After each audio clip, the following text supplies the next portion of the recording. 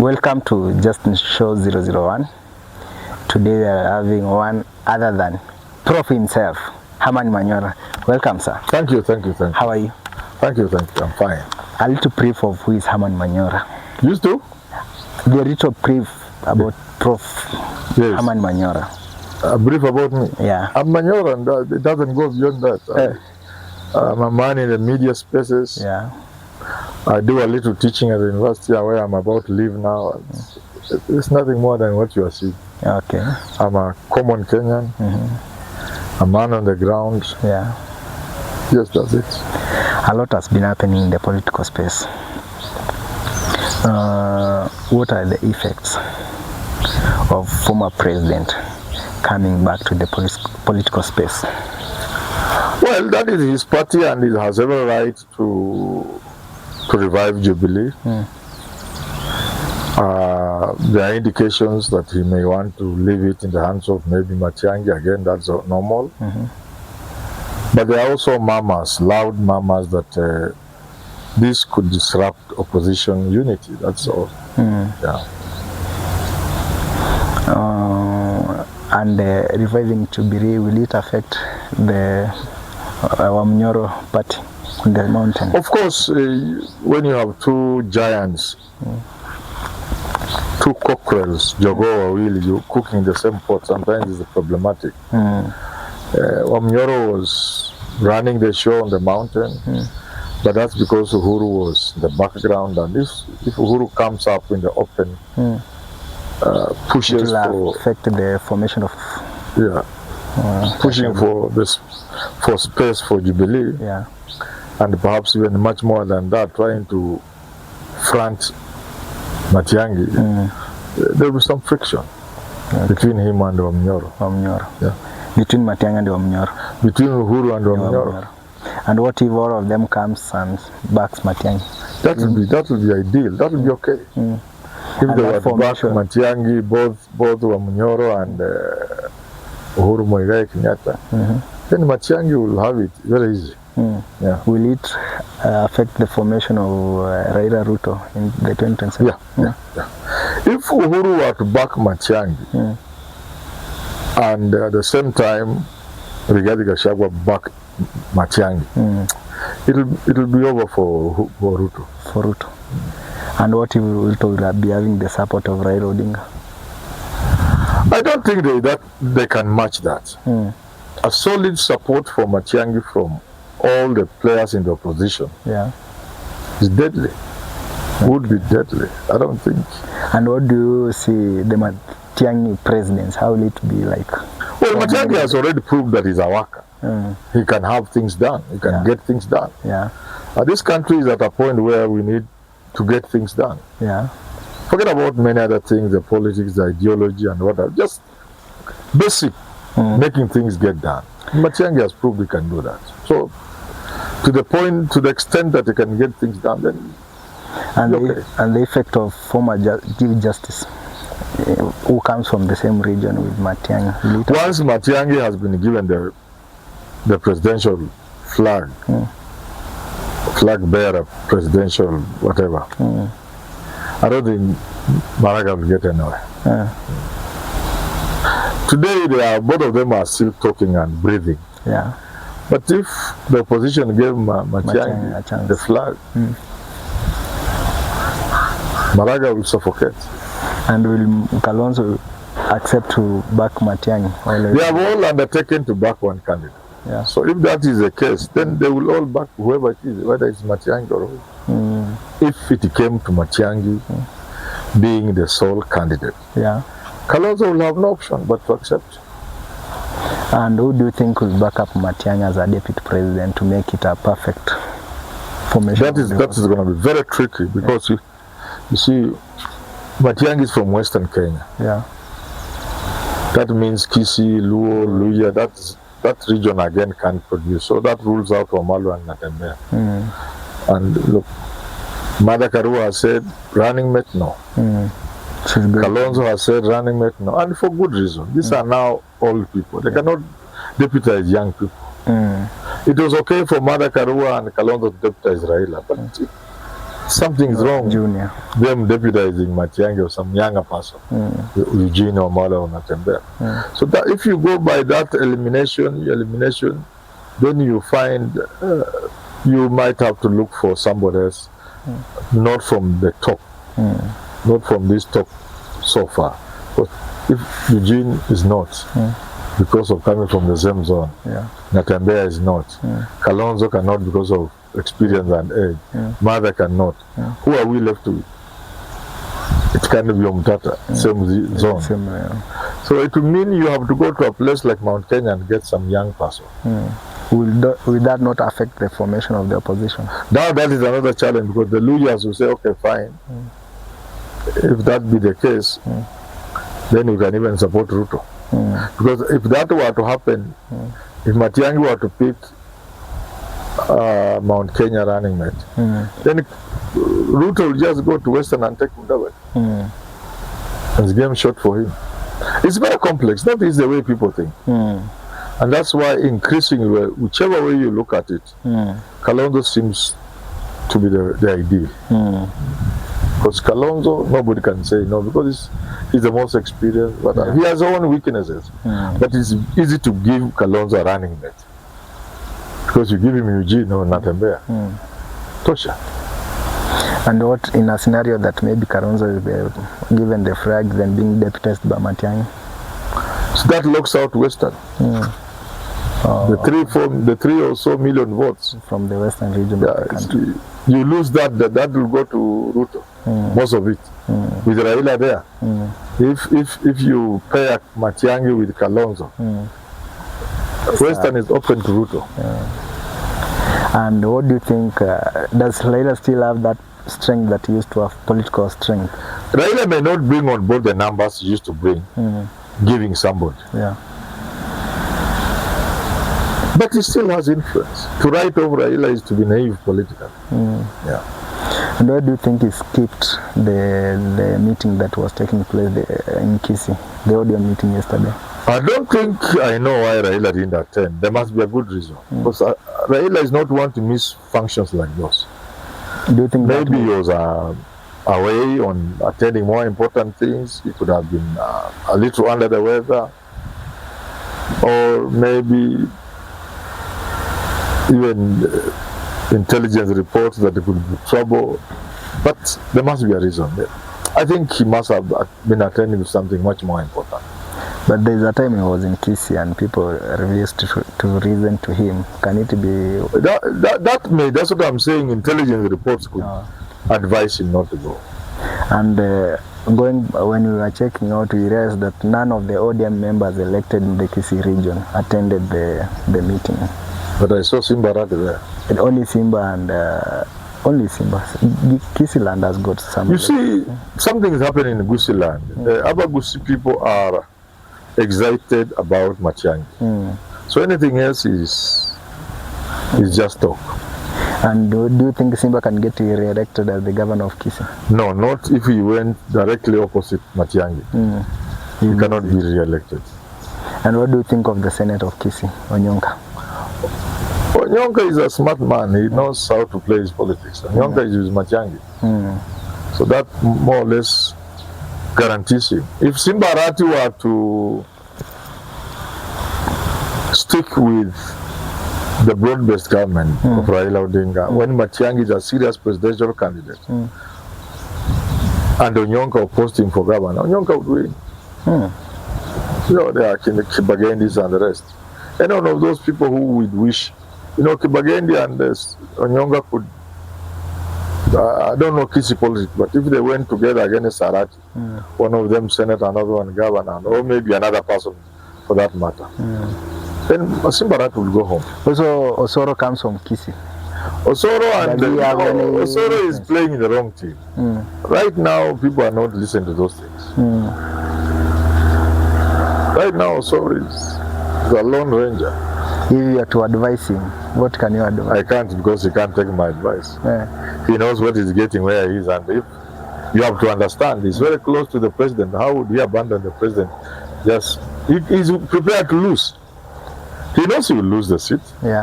Osoro will lose, and That's an intelligent man. He knows he will lose. But supposing Ruto won, he'll be given something big. Yeah, sure. Yeah, he will. Yeah, he'll be even bigger than being an MP perhaps. So he's calculating properly. And where do you see the future of ODM as a party? The future of ODM as a party depends on what Raila does. If Raila is a political animal, he can calculate. But if he decides to go with Ruto to the wire, and depending on the dynamics of the politics of the land, and people leave Raila alone, I mean, he's left alone in terms of, well, we have told you don't hear, you don't care, fine, you go with Ruto. And a majority of the people in ODM don't support Ruto. And then Ruto doesn't win. That will be the end of ODM. But if he supports Ruto and Ruto wins, even if he's in the minority, he will revive ODM thereafter. Because this time around, there will be no beating about the bush. If Ruto wins, the government he will form will be an ODM UDA government. But can people be sure that Raila will support Ruto for his re-election in 2027? You can't be sure. This is politics. But that's from where you sit and that's what he said. You have known you. You see, we will know next year. Yeah. Because he's saying up to 2027. You cannot support Ruto up to 2027 and then tell people you run. How will you run after 2027? Then you say, now I'm stopping, now I'm running. You could see when he started his campaign late, around October, November of 2021. You see how much work he had to do to catch up with Ruto. And Ruto started. So you cannot tell me that Raila can go all the way up to 2027 and then say, okay, ODM, we are running. And the likes of Joe Allen they will not follow him. So by latest March, April next year, Raila will not even need to say anything. It will be obvious that he's supporting Ruto to the end. Because if he must leave Ruto, it can't go beyond the end of this year. So 2027 is too far. Are you comfortable with the formation of IBC, the way it is? My view on IBC is completely different from most people. I don't care about IBC. IBC has no role in an election. They're just clerical, just technical, almost manual job. The IBC has no role. Our elections are almost automated. People will go and vote. And there will be small boys and girls picked to be, the presiding, they are called what? Voting clerks, what are we then presiding with us? And then the election will be declared the polling station. Well, how does IBC come in? IBC has no role. I don't care who is the chairman of IBC. I don't even care who is in IBC. It is an irrelevant organ. It has no purpose. It is politicians who, in their own stupidity, give IBC power it doesn't have. Because the laws are very clear. The election is held at the polling station and ends at the constituents level. So what are they going to do in the Bomas? Just to announce. When they go to Bomas, they are giving IBC relevance it doesn't have. IBC at Bomas is a formality. Look at what happened in Malawi recently. It was known who is the president. And the Malawian people knew who had won, Chikwere. The numbers that were out there before the IBC talked. And the loser, former President Chikwere, considered defeat. That's the way we must go. When I see serious politicians, I have a problem calling them serious. Going to Bomas, you give IBC power it doesn't have. IBC has completely no power. If politicians want to convince me IBC is relevant, there is no better way to do it than to insist on a new voter register. That's the only challenge I give them, and that's the only way I can be convinced IBC is relevant.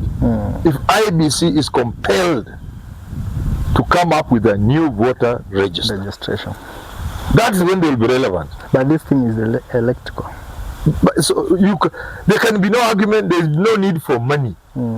Voter registration can take place in 30 days, at a minimal cost. You don't even need registration clerks moving all around the country, drawing billions of shillings. No, you don't need that. This is electronic. The world has changed. You can register for yourself on your phone. Yeah, true. And fail for yourself. Yeah, and become the government has a database for all of us. If you come up with a fake ID, it will be flagged out. So if I tell you register, go to your phone, type X, star hash, blah blah blah hash, next, register, male or female, male, age, this, ID number, this, you have a voter registration. Already as we talk, a voter card is not part and parcel of the game. The voter card is not what it used to be. There's no voter card. You don't need it. There's only a notification you have that you have registered. Right? Yeah, true. So you don't need anything. On your phone, you are in the system. So you present yourself to the system during voting with your biometrics, which is what we are already doing. So to dismantle the current register, just declare it obsolete and ask every Kenyan beyond the age of 18, go to your phone and register. Where you can't, go to the IBC offices. They'll do it for you for free. We don't need money for that. That is the only way I can listen to politicians when they make noise about IBC. For now, if they are not having a new voter register, what's the purpose of IBC? It was not wrong. Absolutely. I agree with you. You get me? And by so doing, it will even reduce the cost of... Yeah. We are wasting so much money doing things that are already in the system, already electronic. Yeah. Back to Western. What do you think about Natembeya? Tawe movement. Natembeya is a powerhouse. He's exciting the people of Western. Against Mudavadi, Wetangula. No, he's the most... Atwoli.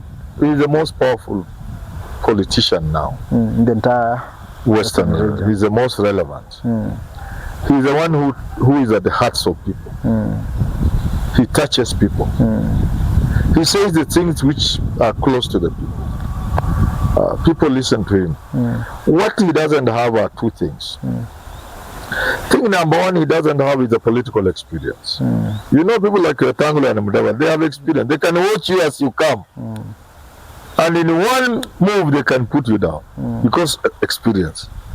So, because what Natembeya doesn't have experience, he would need to reach out to people who will beef up so that his inexperience doesn't hinder his political journey. The second thing he doesn't have is money, to put it plainly. You need resources in Kenyan politics. Because it's about mobilization. If Natembeya had political experience, and if he had resources, by now the entire Western region, Western province, former Western province, the Mulembe Nation, will be on fire. Nobody else would step there. Minus his consent. Yeah. So now he doesn't have money, and he doesn't have experience. Those two, if he doesn't find a way of mitigating, is an issue to him. It will just be a good name, and beyond that will be nothing. When 2027 comes, people will invade that region. It's like he would never have existed. There is rumor that Natembeya and Sifuna, they may end up being the leaders of the former Western province. Now you have talked about Natembeya. What do you think about Sifuna? You see, in line with the leadership of the Mulembe Nation. I think it is no doubt that Sifuna and Natembeya are the two leaders from the Mulembe Nation, whom you can't ignore. You can't talk about political leadership beyond Natembeya and Sifuna.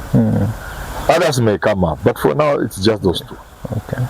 Anybody else has done their bit, they are now irrelevant. And the survival of Sifuna in ODM as SG? Sifuna doesn't need. Sifuna is increasingly growing beyond ODM. Sifuna is playing the National League. Sifuna is superordinate. When you are counting the numbers and the people in ODM, Sifuna is beyond that. It is a question of exit. When? How and when. And the party is also in a dilemma. If you kick him out, you have given him the proper exit. If you maintain him in the party, he continues to grow in popularity and stature, and it continues to accumulate experience, and continues to make friends using the party position as Secretary General. If you kick him out, you give him the exit. So either way, Sifuna is sitting pretty. And where do you see him in the future, in the Kenyan politics? The problem with many young politicians is once they make some false moves and the dreams go. Look at Sakaja, for example. Sakaja was so promising that I would have been surprised if he didn't make a serious bid for the presidency. But look, he's faltered. I think when he looked at money and the resources at the city county, he just got confused. So I'm not saying that Sifuna will travel the same path with Sakaja, but there are all those pitfalls in the way of young politicians. But save for that, Sifuna's future is bright. His star is up there and shining. In fact, if ODM were to decide to part ways with Ruto and produce a candidate, I would bet on Sifuna. He'll be the best chance they would have. Because Raila supporting Sifuna is a game changer. Everybody else in the opposition will be wasting their time. They will just disappear. They will all die a natural death. But beyond that, have you also thought of a Kalonzo Sifuna ticket? A Kalonzo Sifuna ticket is a powerful ticket. So whichever way you look at it, Sifuna's future is bright. In the political I hope he doesn't fall by the wayside, the way many young politicians do. And I've given you the example of Sakaja. People like Ababu Namwamba. They have such a promising future, but they fall for simple little things. Because on the journey to success, there are many, many things that can distract you. Top on the list, women and money. Not forgetting alcoholism. And yeah, all those things, they go together. Drugs, alcohol, women, money, or men, if you are a woman. But mainly, money has brought young people down. The desire to live beyond their means. The desire to move from your humble abode to go to Karen. The desire to have a home in Runda. All of a sudden, to have a home in Dubai for holiday. The temptation is there. So people like Sifuna, I hope they will not get, having come from humble backgrounds, I hope up to this time they know that money is not everything. Thank you. Now that you are talking about the young people, we cannot talk of young people and forget Babu Owino. Babu Owino is the governorship of Nairobi. Many things are in point to a Babu Owino governorship. The stars again are aligned for him, just like Sifuna.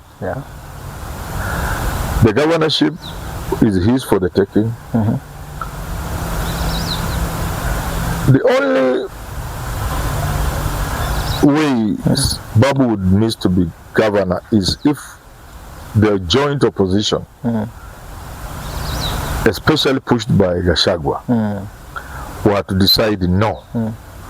We, the people of Mount Kenya, have surrendered our right to presidency, you know, if you wish. That we are supporting another candidate for presidency. We must have Nairobi governor. And that Nairobi governor has to come from Mount Kenya. That is the only thing that can stand in the way of Babu Owino. The only one, there's nothing else. What if he's being supported by Baba and is given the ODM ticket? If he's supported by Baba and given the ODM ticket, yeah, that's another story. That again will up his chances. It will mean he will get. And Babu as the kingpin of the Luo nation, if at all Baba was to exit. Pardon? He's the kingpin of the Luo nation. You know, as things stand now, because these things that you are not given, you take. Yeah, as things stand now. You are right. The power is never given. Even if Raila stood somewhere and got something and said, Opiyo and I, you can't get. So who is this among the Luo leaders today who has dashed ahead of the pack and people can see him? It's Babu Owino. He's the only person who can go anywhere in Luo Nyanza and excite the crowds. Does he have what Natembeya misses? Yes, I think he has more experience than Natembeya. Babu Owino has been in the politics ever since he was a student. So you could say Natembeya was an administrator, but administration and constrains you. Yeah, from politics. It constrains you. You do things with a lot of caution. But Babu's experience is in politics, and it has prepared him for politics. His closeness to people like Baba also and other politicians have prepared him more than Natembeya has ever been prepared. When it comes to engagement with the public, he's, in terms of ability to engage the public, the audience. Yeah, the audience is far ahead of Natembeya. I'm not so sure, but I think he doesn't have as much problem with the resources as Natembeya would have. I'm not sure, but I suspect that Babu may be a little more comfortable money-wise than Still talking about the young guys, what do you think about Amis, the Saboti MP? Amis is also, congratulations to him, he just graduated with the international relations. Nemwe International Relations. Congratulations to him, he's my son. Yeah. He's another courageous young man. You know, in politics you need a bit of courage. Yeah. You need courage, you need luck, you need courage, you need resources, and I think given that he says he was an orphan, so luck has played a part. Sympathy. Luck has played luck, and he's determined, he's a fighter also, he's courageous. The future is also bright for him. But he must calculate very carefully, because where he comes from, which is about it, it is a Kalenjin area, Kamluya now. The people who are there are mainly, he gets them cutters of Raila Odinga and ODM. Vis-a-vis the other side were Kalenjin people. So as far as his seat is concerned, he has to be a little more careful than I think he is today. But again, he could decide to play the game, to re-engineer it. Yeah. He could go for another seat elsewhere, even a bigger one. But again, like Babu Owino and Sifuna, Caleb Amisi has a future in politics. Okay. And what about, we are still talking about these young guys, there's Peter Salasya. Peter Salasya has a bit of a comic figure in him. He's a comedian also. Can that help him in the political space? Pardon? Can it help him in the political space? There have been comedians who have even become presidents. DJs, you know them. Yeah. You know, you go Ukraine, Madagascar, is it Madagascar, Malaga, one of these countries, Philippines. Yeah. But with the Kenyan politics, you can go with comedy all the way to State House. But he doesn't come out as a serious person on the same plane with Sifuna, Amisi, Babu Owino. It doesn't seem to, Na Molo MP, Kimani? No, that one, no. What is your take of the former young guys back in 2007, the likes of Jose Kutunyi, the former Cherangani MP, vibrant back in the days, but nowadays? That's what I told you. But I've just said, and I've told you, there are many temptations on the road if you are a young person. Yeah. The temptation you must resist. Because the moment you become a member of parliament and you are young, all these young women will come your way. All the big brands of alcohol are within your reach. And the temptation to want to live the way people are living, and perhaps are unknown to you, or you ignore the fact that these guys who are driving big vehicles, living in big homes, it could have taken them many years. But look at the young Turks. Leave alone Joshua Kutuni of yesterday. The young Turks of the 19, the people we admired. Orengo. Yeah, people we admired. Many of them have fallen down. And you just see one or two like Mutumishi Njero, Gadangu, Gitobu Manyara. The rest have fallen down. Okay. Yeah, it's not easy. This journey is a difficult journey. The temptations. Along the way. Along the way. The moment you come out and when people look up, they see you in the skies. You are on the skyline. You are a target of many people, many forces, many vices. You see even in sports. When a young man breaks records, earns the dollars, how many of them fall by the wayside? So success is not easy to handle. Yeah. And what's your take on Honorable Tim Wanyonyi? He had an interest of becoming the governor of Nairobi. All of a sudden, he has shifted his interest to Bungoma governorship. What's your take on that? Tim Wanyonyi as a man... Comparing him with Kimilili MP. No. I don't think anybody can beat Tim in Bungoma. To be very frank. No. Just like 2022, nobody would have beaten Tim. The dynamics have changed, that's why he has left. But 2022, if ODM wanted that seat, Tim was just going to pick it. He was not even going to campaign. In Bungoma, a joker like my friend Baraza, he can't beat Tim. No, and he knows it.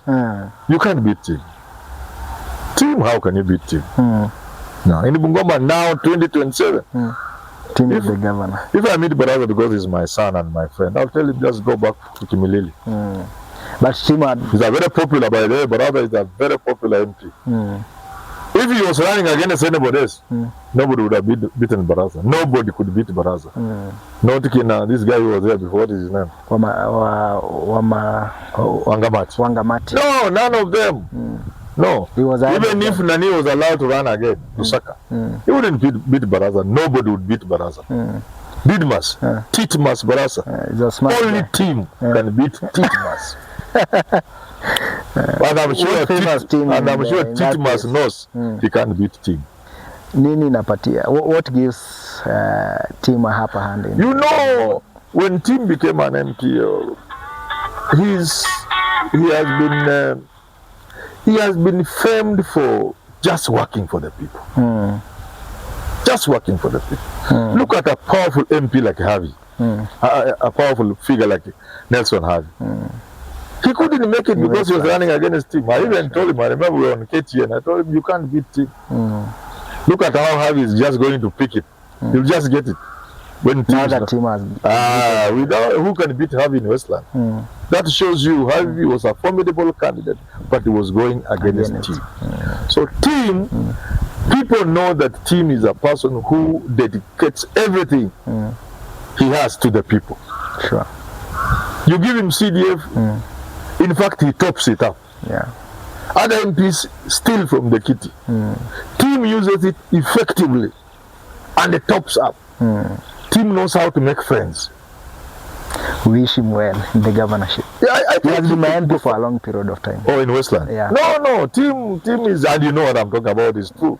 I also hear something about his wife also being very philanthropic. I happen to know two girls.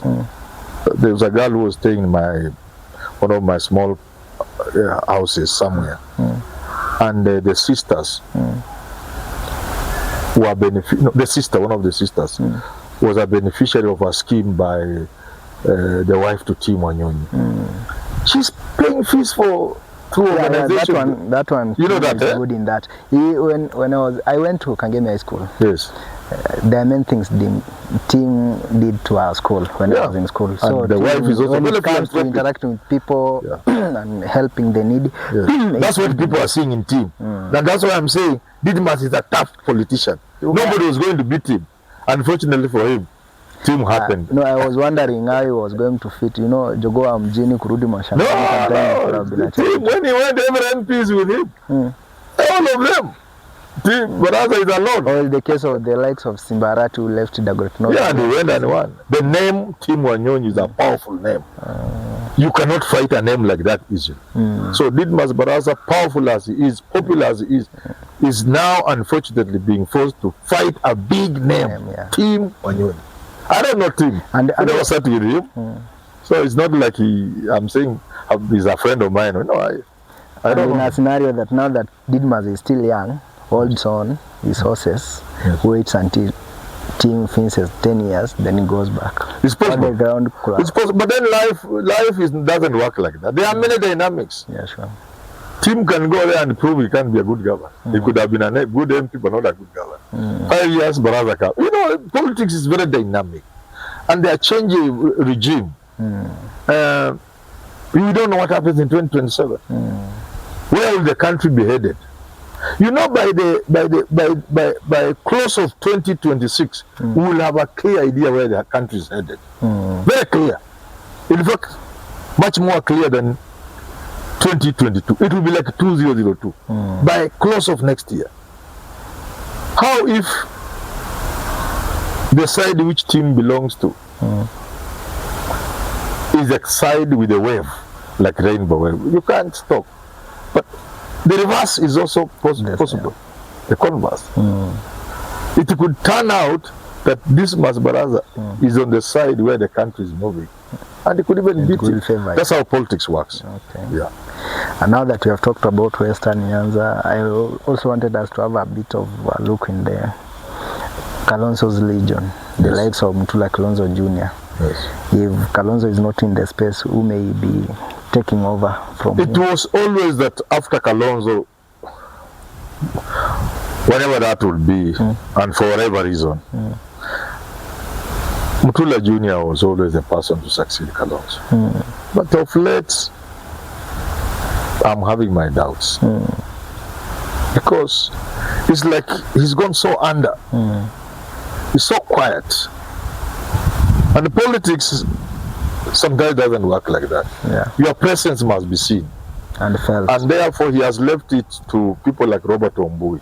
Quiet, but visible. People like Wambua. And today if I were asked who is likely to succeed Kalonzo in Ukambani, I will put my finger on Robert Ombui. It was always Junior. But Junior has gone under, he has gone quiet. So I think Robert Ombui today stands a higher chance of succeeding Kalonzo than any other Ukambani MP, but I could be wrong. Yeah. Okay, and what is your take about the current deputy president, Kitula Kindiki, pulling the mountain votes for Ruto? That's not he possible. Able to...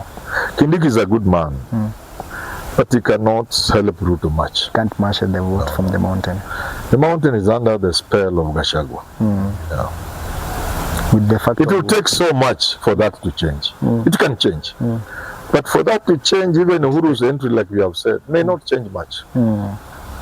Snatching the mountain from Gachagua is a tall order. An extremely tall order. Yeah. Very tall order. Okay. So if Gachagua comes strongly with the entire opposition, it will be a hard time for Ruto to be re-elected. All it will take is Gachagua to be in this thing. You know. So those who are opposed to Gachagua, the likes of Ishungwa. You can't see light of day. You can't go anywhere. In the mountain, you cannot oppose Gachagua and remain relevant. You can't even win a seat. Even if you are to degrade yourself to MCA. But if that is the case, where then Gachagua's party didn't participate in there's this by-election that is taking place where Luke was an MP. Oh, this is is it Mbere or somewhere? You see, there was an argument between the parties, and you see they must begin showing that they will work together towards getting one candidate for the presidency. Yeah. If they can't start it now, if this is difficult to them, how will they then unite under one candidate? So it was felt DP of Justin Muturi should be given a chance. The same thing I thought about Malava. I thought DCP should give way to to DAP Kenya or Eugene Wamalwa. Yeah.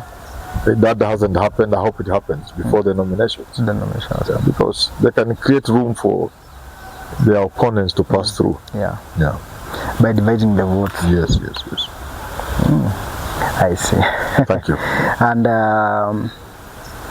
what is your take about the current the current way the Kenyan economy is doing?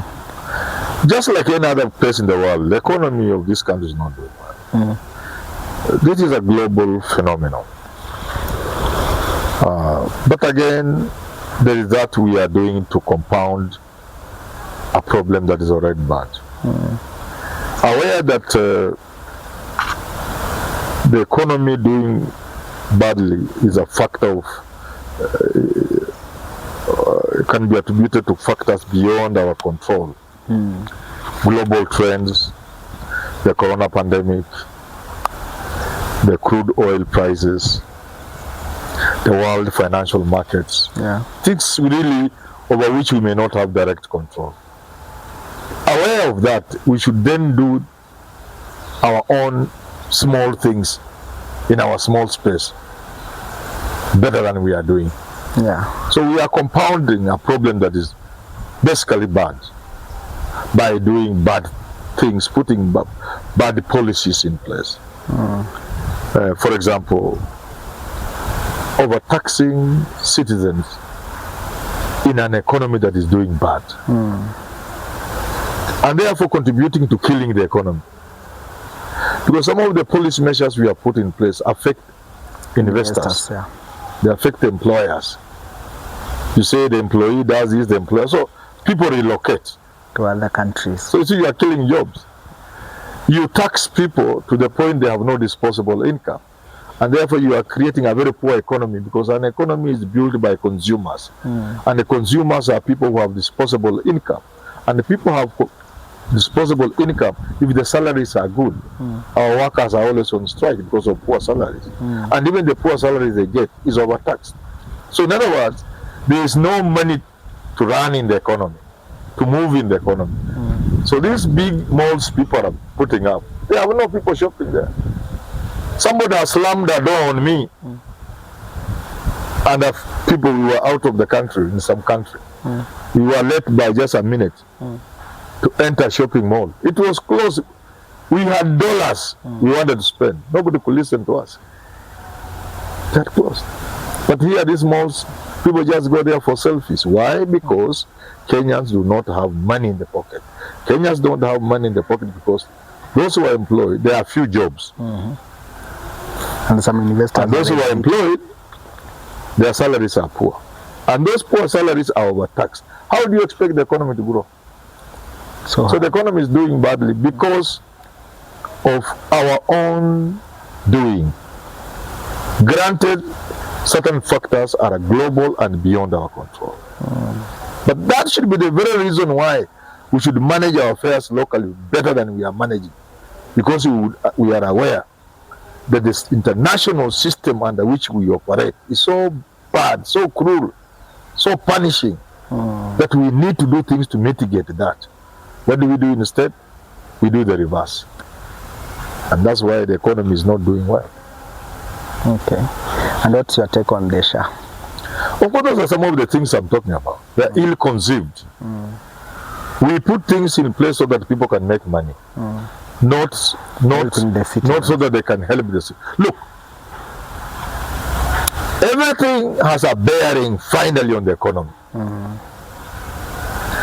If you do not provide free health care and free education, the little money Kenyans have will go towards health, towards education. Going back where we started, there is no disposable income to give people purchasing power, which then will grow the economy and create more jobs. You get it? So SHA not working means Kenyans will go to their pockets, the little money that was there, which they could have used to purchase things and grow the economy and create jobs. Now they use it for health. That's why in a country like Kenya, you need to give free health care and free education. so that the little income people have, people don't have very big incomes. Okay? Our salaries are not even good, and few people are employed. So the little shilling within the pockets of Kenyans should be used to spur economic growth through purchase. Not to support, not to take people to hospital, not to take children to school. Government should take care of that, and therefore leave people with some power, purchasing power. And without this purchasing power, you cannot talk of an economic growth. Yeah, it's simple. It's simple textbook economics. I don't understand how these people don't understand. Basic textbook, and basic what you can read in a Form 2 book. And still in line with that one, now that the Dons are on strike, what's your take on that? Those are the same things I'm talking about. The government has not been able to implement the CBAs. Government doesn't listen to the workers. Government, when it is forced to listen, enters into arguments like CBAs. They don't want to honor those arguments. You find professionals, people who have spent many years in school, people who are feared by society, moving in the streets and dancing and vuvuzelas. People can't believe these are professors with vuvuzelas in the street. And they are not asking for 100 billion, they are asking for 10 billion. Salary for I don't know how many years. 10 years. And what are the consequences of not listening to them? You kill education. No, people, I'm saying the general consequences that the government consumes after not listening to the workers. I'm asking, rather I'm trying to ask, what are the consequences that the government may end up getting for not listening to the workers? You know, you demoralize the workforce, you kill the working spirit. If it's in education, for example, people have given up. And it affects the country. It affects the country because if you mess the education sector, you have messed the country. It has been said, if you want to kill a country, kill its education. If you want to destroy future, destroy education. That is something that is written in small books all over the world. So if you don't listen to teachers, you ignore them, then get to a point and say, okay, fine, let's do our own thing. So if you go in the villages now, teachers who used to go to school at 6, they were under no obligation to be in school at 6. They were under no obligation to be at school past 4. They were under no obligation to be there during school holidays and Saturdays. You go in the villages, those things no longer happen. Teachers are minding their own business. They are doing their small border business. They are doing their dairy cow. They just go to school like any other job, 8 to 5. They get out. And now, society must finally pay for it. At some point before the finance bill, the Cabinet Secretary for Treasury, John Mbadi, said that the government is not able to fund the education the way things used to happen even during Kibaki's time. Later on, that statement was changed. But what's your take on that message that is put across? It is priorities. We have our priorities upside down.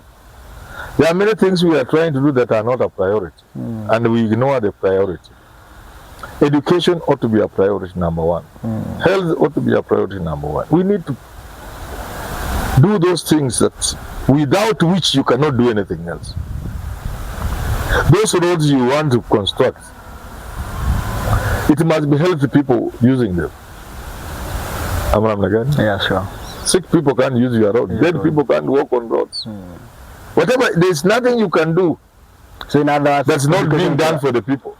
Education could have been given priority again. Yes. Infrastructures. And if you look at the same finance bill at that time, you look here, it is you are reducing capitation to schools. You are removing money for examination fees. But in the same finance bill, there are so many other stupid things that you have put and given money. Which could not have been given priority. Yeah. And if you look at the reason why, you are putting money where you can follow and eat. Because if you put money in people's salaries, you can't follow and eat. But if you put on a road, 15 billion instead of 10, 5 billion of yours is there.